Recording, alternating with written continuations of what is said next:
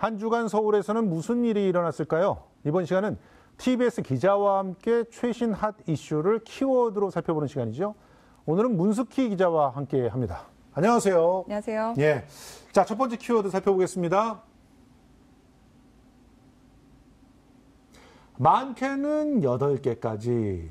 이게 이번 지방선거. 네, 감이 딱 오시죠? 예, 투표하는 뭐라고 할까요? 구멍 숫자? 뭐 이렇게 네. 봐야 될 것 같은데. 투표 용지 8개라는 말씀이신데요. 예. 이제 6.13 지방선거가 딱 2주 앞으로 나왔습니다. 그래서 서울 시민들께서 많이 관심이 있을 것 같아서 예. 제가 키워드를 뽑아봤는데 서울을 기준으로 설명을 드릴게요. 이제 우리 초미의 관심사, 일단 서울시장을 뽑아야겠죠. 그렇죠. 그리고서 우리 자치구 25개 구청장을 뽑아야 됩니다. 네. 그리고 또 이제 보시면은 광역의원, 저기 보시면 서울시의회를 구성하는 서울시의원을 뽑아야 되겠고 또 구의원을 뽑아야 됩니다. 예. 이렇게 일문 4개를 뽑고요. 또 비례대표 2개를 뽑아야 됩니다. 비례대표는 정당으로 그렇죠. 투표를 하잖아요. 예. 그래서 정당 득표율에 따라서 쭉 후보들을 당선을 시키는 이 비례대표, 시의원 비례대표와 구의원 비례대표 이 네. 두 가지 정당을 뽑고 마지막으로 이제 서울시 교육감을 뽑게 됩니다. 예. 근데 제가 8표라고 말씀드렸잖아요. 그렇죠. 그게 왜 그러게 되냐면은 이제 지방선거가 이번에는 재보궐선거랑 같이 동시에 진행되기 때문에 예.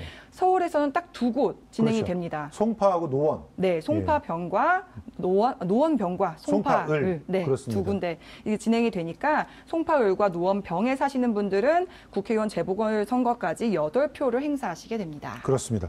아니, 이렇게 8표를 갖다가 막 찍다 보면은 정말 굉장히 좀 부담스러울 텐데, 그래서 네. 막 기호로 막 쭉 밀어서 쓰는 분들도 있단 말이에요. 네. 근데 이제 일단 여당이 1번을 받고 나머지 야당이 의석순으로 2번, 3번 이렇게 받는 거죠? 네, 맞습니다. 정확하시고요. 다만 교육감 같은 경우에는 지금 화면에 조금 잘못 나오긴 했는데 예. 정당 추천 제도가 아니기 없죠? 때문에 예, 맞습니다. 기호도 없습니다. 맞습니다. 네.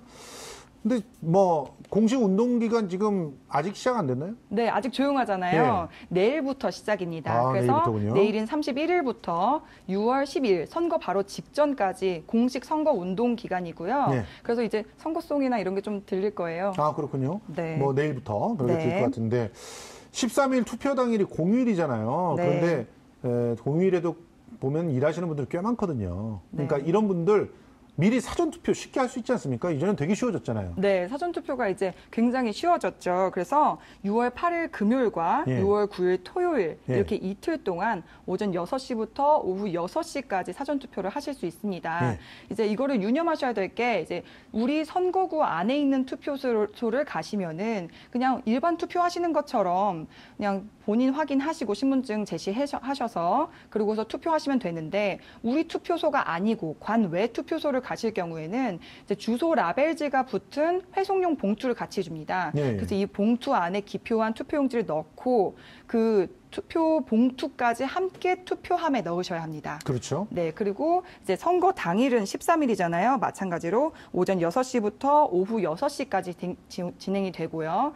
또 가장 우리 인증샷 가장 관심이 많으시잖아요. 네. 그래서 예전처럼 사진 촬영은 투표소 안에서는 금지되되 그리고 앞에 투표소 써져 있는 몇 투표소 이렇게 써져 있는 데에서는 인증샷이 가능하십니다. 그렇죠. 뭐 일단 뭐 유념하셔야 될 것 중에 하나는 사전에 투표하기가 굉장히 쉬워졌으니까 네. 원하는데 아무 데서나 투표할 수 있다. 그렇죠. 다만 당일날은 반드시 자기 투표소에 가야 된다. 네, 이 부분은 좀 유념하셔야 기억을 됩니다. 하셔야 될 것 같습니다.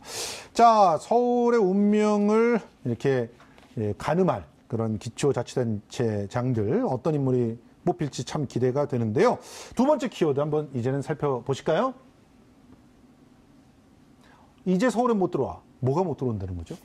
바로 노후 경유차를 말합니다. 아, 그렇군요. 얼마 전에 리포트 아마 보셨을 거예요. 이제 서울시가 시내 미세먼지를 줄이기 위해서 모레인 6월 1일부터 이제 서울형 미세먼지 비상저감 조치가 시행된 날에는 노후 경유차를 오전 6시부터 밤 9시까지 들어오지 못하게 진입 제한을 한 건데요. 예. 네. 원래 서울형 미세먼지 대책이라면 대표적으로 떠올랐던 게 대중교통 무료 이거였는데 이걸 빼고 네. 노후 경유차를 단속하는 걸로 간 거죠? 네. 그 전에는 이 대중교통 무료 정책이 드는 비용에 비해서 너무 실효성이 적다 이런 비판이 계속 나왔었거든요. 네. 그래서 결국에는 시행 3번 만에 폐기가 되고 이 노후 경유차 진입 제한 정책이 대신 대안으로 떠오른 거죠. 아니 근데 미세먼지 줄이는데 효과는 있답니까? 네, 지난 2016년에 서울연구원의 연구 결과에 따르면요. 서울에서 발생하는 미세먼지 발생 기여도 중에 1등이 바로 난방, 2등이 바로 이 교통입니다. 예. 그중에서 이 노후 경유차가 발생하는 미세먼지가 많다고 본 거죠. 예. 그래서 우리나라뿐만 아니라, 그러니까 서울뿐만 아니라 프랑스나 영국 이런 나라에서도 10개국 그리고 200개 도시에서 이미 시행하고 있다고 합니다. 모든 경유차가 아니라 노후 경유차라고 하는 얘기인데 어떤 차들인지 콕 집어서 좀 얘기를 좀 해주세요. 네, 확실히 얘기를 드리자면요. 지난 2005년 12월 31일 이전에 등록된 경유차입니다. 아하. 그래서 우선 서울에는 20만 대 정도가 있고요. 수도권에는 이제 70만 대 예. 이렇게 있고 전국적으로 220만 대가 있습니다.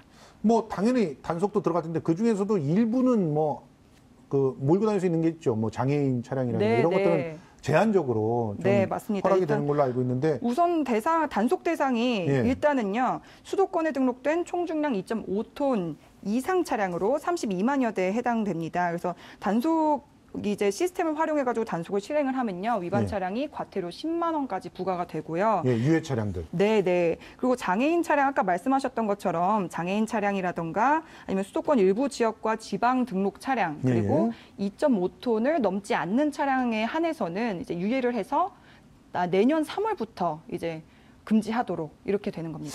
그런데 이렇게 잘 쓰던 경유차를 갑자기 바꿀 수는 없으니까 좀 뭔가 보완책이 있어야 되지 않을까 생각을 하거든요. 더군다나 생계형 운전자들 그렇죠. 같은 경우는 네. 참 문제잖아요. 네, 그래서 이 영세업자의 피해를 최소화하기 위해서 2005년 12월 31일 이전에 등록된 경유 차량에 대해서는 조기 폐차하게 되면 지원금을 주는 그런 제도를 마련했습니다. 예. 그래서 적게는 165만 원까지 그리고 많게는 770만 원까지 지원을 하게 됩니다. 그래도 차를 바꾸고 싶지 않은 분들 있잖아요. 그렇죠. 그럴 네. 경우에는 이제 미세먼지 저감 장치를 부착을 해도 되는데 아하, 예. 이 장치를 부착할 때도 지원금이 나옵니다. 그래서 예.